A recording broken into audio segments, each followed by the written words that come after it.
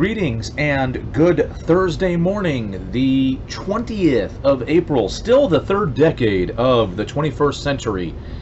Once again, if for any reason somebody out there is new to my channel, I always open with that to sort of overemphasize and highlight the fact that it is indeed the third decade of the 21st century, as we let that rattle in the back of our mind, and then we take a look at what it is we're dealing with, what it is we're discussing, what it is we have to navigate in today's society versus where people predicted us to be. So there, that's been put out there. I apologize, I haven't really had a chance to kind of like wake up this morning, and like I guess part of waking up is like splashing off your face and kind of knocking the cobwebs out, so I still look a little disheveled from waking up. But I always like to get these done before I head off to work in the morning.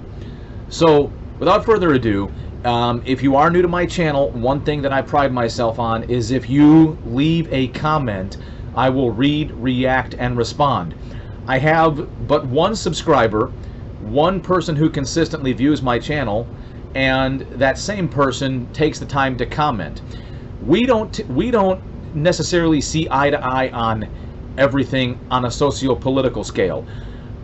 We agree on some nerdy stuff, and yet we don't always agree on some of the nerdy stuff. So between the two of us, we like to go back and forth between getting super meta about nerdy stuff or discussing socio-political stuff. And a big reason for that, which is why I created this channel in the first place, is we have to be able to have these discussions. We have to be able to see each other as human beings, as you know, fellow, you know, Earth residing citizens, as Americans, so to speak, so that we can, if for no other reason, recognize each other as in a civil manner, but at least know that we can have discourse. We can agree on some things, we can disagree on others, but it doesn't have to be a competition. It doesn't have to be, I don't know, this line in the sand where if we don't agree, we must go to war with one another.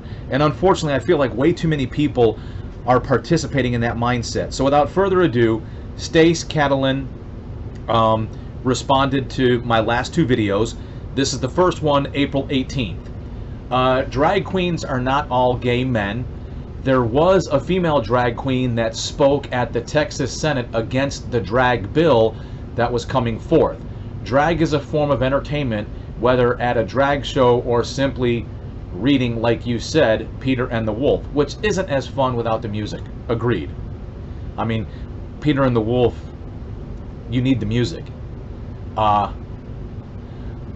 on that note, Stace, again, my concern is, I think your average drag queen, your run-of-the-mill drag queen, male or female, gay or straight, is not necessarily concerned with having unfettered access to kids, because it is a form of performance art, and it's theoretically meant to be performed in a private setting for adults, for a specific reason. So my concern, and I think you're going to elaborate on this in a second, is the fringe, the micro percentage of those who perform drag that want to have unfettered access to children.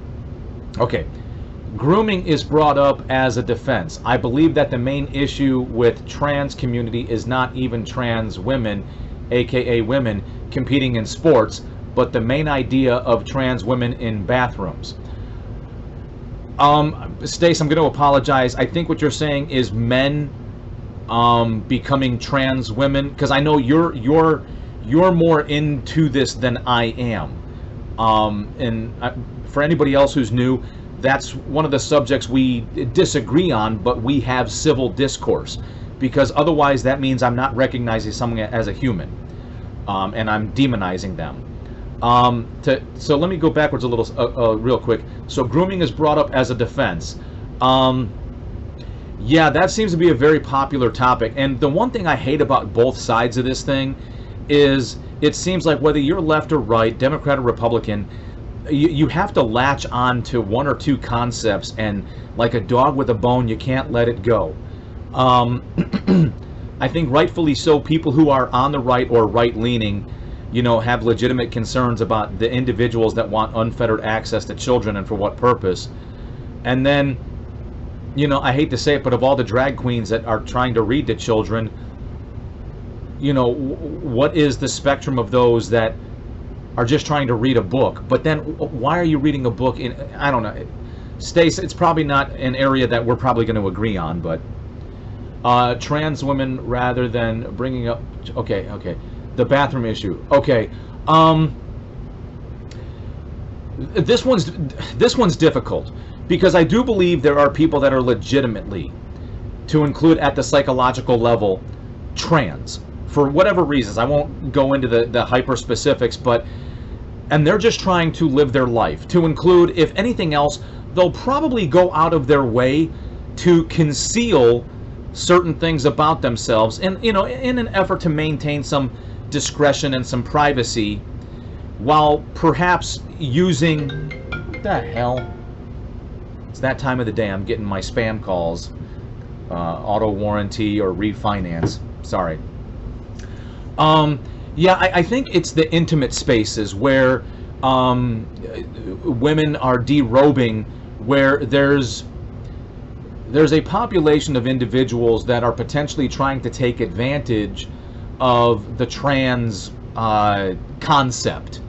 And the problem there is, for the average everyday trans woman who's just trying to live their life, they're not the ones attempting to abuse anything. It's the people that abuse it, in which case I don't know the answer. And that's kind of why I threw it out there for anybody, because we don't do anything at the appropriate pace. Pardon the expression, but we always go full retard in America. So essentially, it's either one way or the other. Either anybody who self-identifies as trans has unfettered access to their gender-identified space, or nobody has access at all because of a few bad apples. I don't know, but in my personal estimation, I only see it going one way, where only women are being adversely affected, only women are being sexually assaulted, only women are being raped, only women are being adversely affected in competitive events, to include sports. We don't have a propensity for trans men competing and dominating in men's sports or men's competitions of any kind, or trans men invading intimate male spaces and sexually assaulting, accosting, or raping men. And I think that's the greater issue. And again, percentage-wise, I don't know, out of the trans women and trans men, the trans community at large, how many of these individuals are bad actors.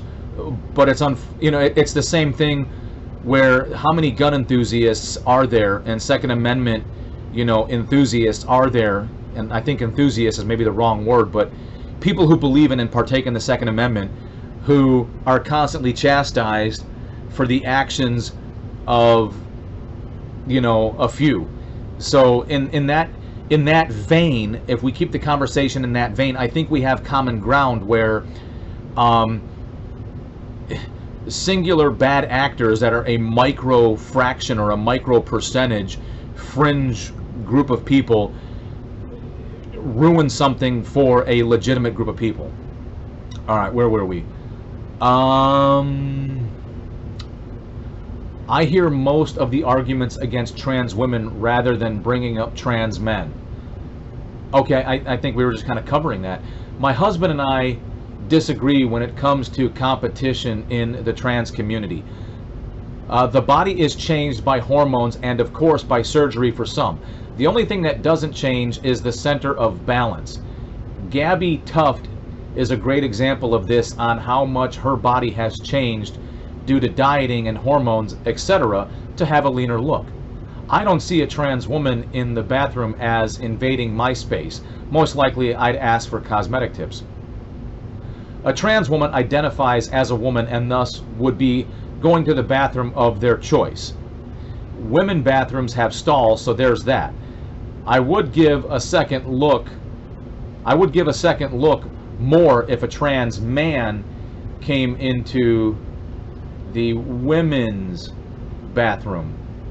Susie Eddie Izzard has stated that having a separate unisex bathroom is also an answer.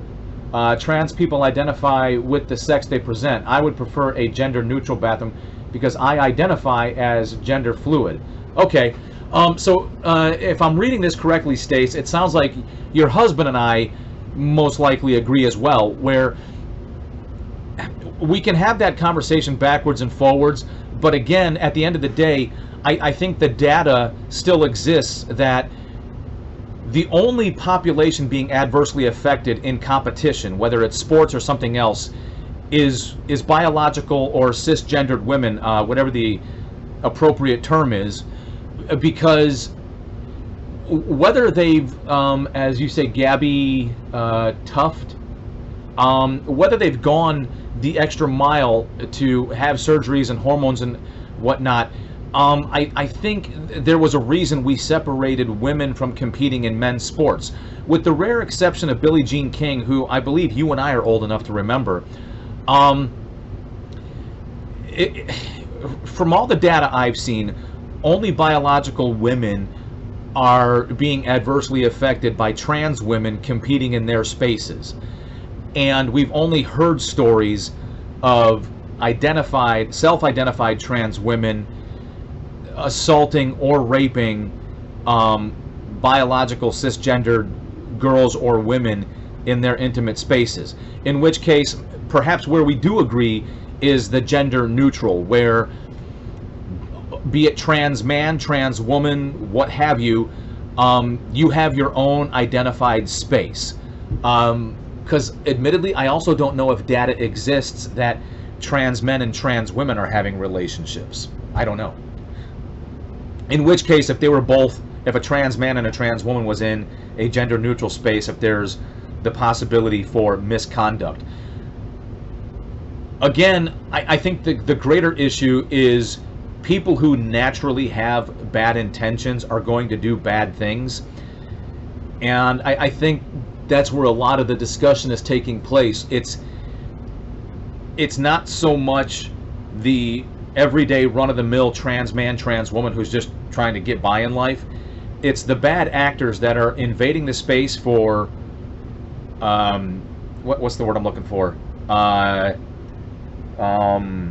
Selfish desires, like excelling in competition or having unfettered access to cisgendered biological women. So yeah, I think the gender neutral would be a better way to go if this is not something that's bound to go away.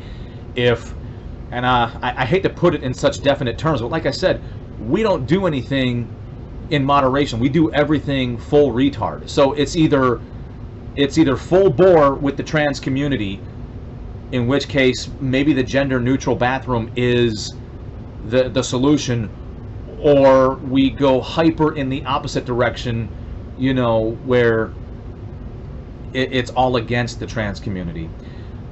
That being said, Stace, with you being a potential outlier, and I don't know how common your identity is, period, let alone within the trans community, but I'm curious, you know, from a data perspective, within the LGBTQIA plus community, and then within the greater community at large, call it the American population, how many people are legit trans? And I mean that sincerely, legit trans. Like, I believe sincerely you identify as gender fluid, but how many people are legitimately trans? And then again, my other argument is kids are naturally inquisitive. Kids are all over the place. It's one of the beauties, and what should be protected innocence of a child. I mean, I think I wanted to be a fireman, I wanted to be a transformer. I mean, I was all over the place as a kid. Leave kids alone. There's a reason why you can't buy cigarettes, or you can't buy alcohol, you can't drive a car. There's certain milestones you have to hit with regards to your perceived maturity and your perceived mentality, that we don't allow people to do certain things until they're of a certain age. So I think in that aspect, leaving kids alone, like this Washington bill. But Stace, if you have a different perspective on that, I would love to hear it, because I think whether 3 or 4 people watch this, or it's just you and I, we need to have these conversations. We need to discuss that. Where was I've gone into men's restrooms when there has been a line for the women's bathroom before. I wasn't attacked in the men's bathroom, but I don't do it that often, and when I have, my husband is usually standing by the door to make sure it's empty, or to make sure that no one goes in there. Not going to address the race issue at this moment.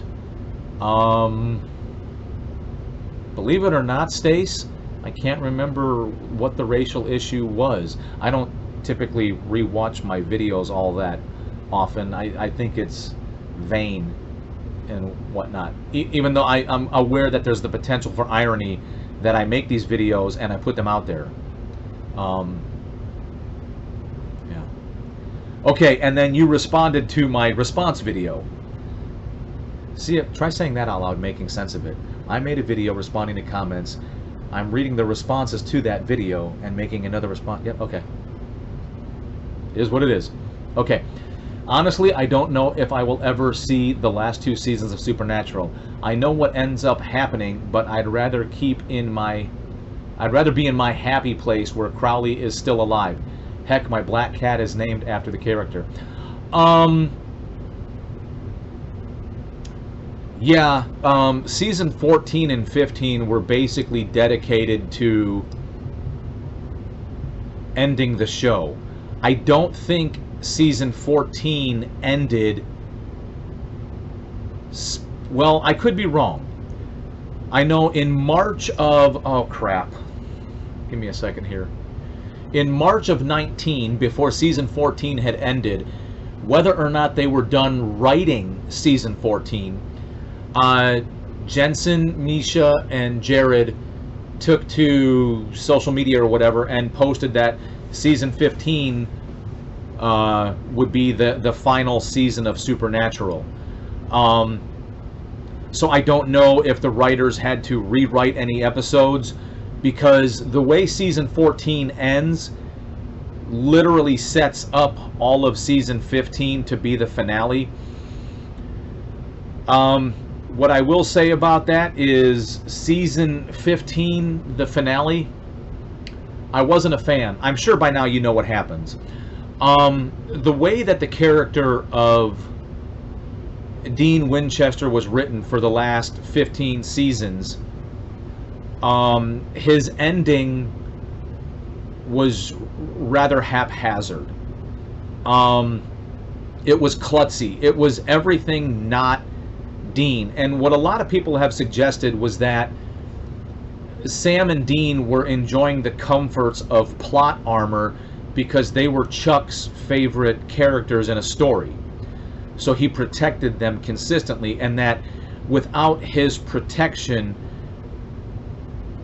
perhaps something of a klutzy nature could be their demise. Season 14 wasn't that bad. I don't think it would really mess with you, other than, yeah, Crowley's not in it. Season 15 was good up until, I'd say up until maybe episode 19. Episode 20 was difficult to watch for several reasons. You knew it was the end. You knew it was the final episode of Supernatural ever. And then once you finally saw it and you see what happens, I don't know, you know, and there's pros and cons to this. I don't know that it ended like anybody would have predicted or wanted it to end, and maybe that's what made it so good, which was it was a surprise ending. I'm looking forward to this new cast in the Winchesters. It's good. So what makes, I don't want to spoil anything for you per se, but if you think of our personal verse, the one that we grew up in, the one that in theory Sam and Dean existed in, and you look at the 70s, there's certain things that are going on in the Winchester verse that are very, very similar, but from a social perspective, I don't think existed in our universe the way that they do in that universe. That was just one of several reasons why I thought that the Winchesters was taking place in an alternate universe. And I'll leave it at that. If you've watched my other videos, I think I've had some spoilers in that, and I'm sorry. Although I did warn you there'd be spoilers, so hopefully you stopped. Okay, as much as I love my vamps, me not so much. I couldn't get into True Blood, mainly due to Anna Paquin's horrible accent. I keep forgetting, you're a legit Southerner. I mean, you were born and raised in Texas, but I'm assuming Texas maintains a different identity from that of Louisiana. I didn't focus on her accent as much. Maybe that's because I'm a Yankee. I could not get over how often she wanted to show off her boobs. I mean, I think every season she's topless. And I don't know if that's one of those things of growing up as an actor or an actress where at some point you go through an exhibitionist phase, because I don't know that Anna Paquin has shown anything off in any other production other than True Blood. There were certain parables, there were certain plots that I really enjoyed in True Blood. One of the things I absolutely hated was the werewolves they just turned into a regular sized wolf, not the combination of man and wolf. You know, something like The Howling, or hell, even An American Werewolf in London, or Underworld, or even the most recent Wolfman with Anthony Hopkins and Benicio del Toro. That much I didn't like. Otherwise, like having vampires that were historical figures, I thought that was cool. But, you know, to each their own. You know, there may be things I can't get into that you can. Like, quite frankly, I can't get into the new Walker series with Jared Padalecki. And I've said it before, so at the risk of being repetitive, I'll say it again. Taking the name brand of Walker, all right, forget the additional Texas Ranger, just Walker in general, and everything that it was under Chuck Norris, and then to bring that back and reboot it.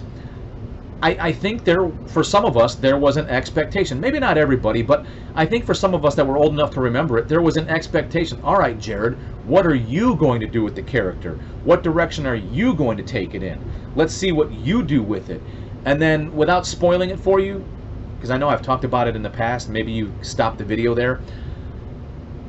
There's certain things, the way that Jared is portraying this character and the storyline that they're telling, and just how Jared is portrayed in general, it may be more true to who Jared is as a person, but I think, in my opinion, it's completely off-brand, and it's just hard to watch. And then every once in a while, they try to address some socio-political issue, and it's like, look, that's not why I'm tuning in. I'm trying to tune out.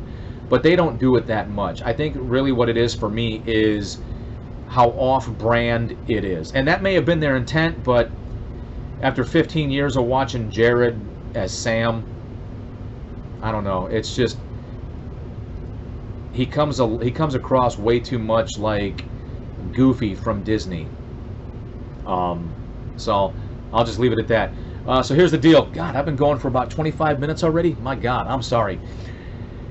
Don't care about the likes, the subscriptions, the rumbles, any of that stuff. I really just want people to, communicate with one another. My channel's not as big as some of the more popular people, so I don't have a paywall.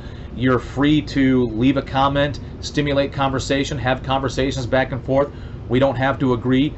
I'd like us to all be civil and recognize each other as human beings, as members of a society. And the fact that we're conversing with one another is to try to understand how different people can think differently, but yet remain who you are. You either agree or you disagree, but be open to listening. And that's really all I'm trying to accomplish here. If you leave a comment, I promise I will read, respond, and react to it. And if you do, you're awesome. So stay safe out there, everybody. Till next time.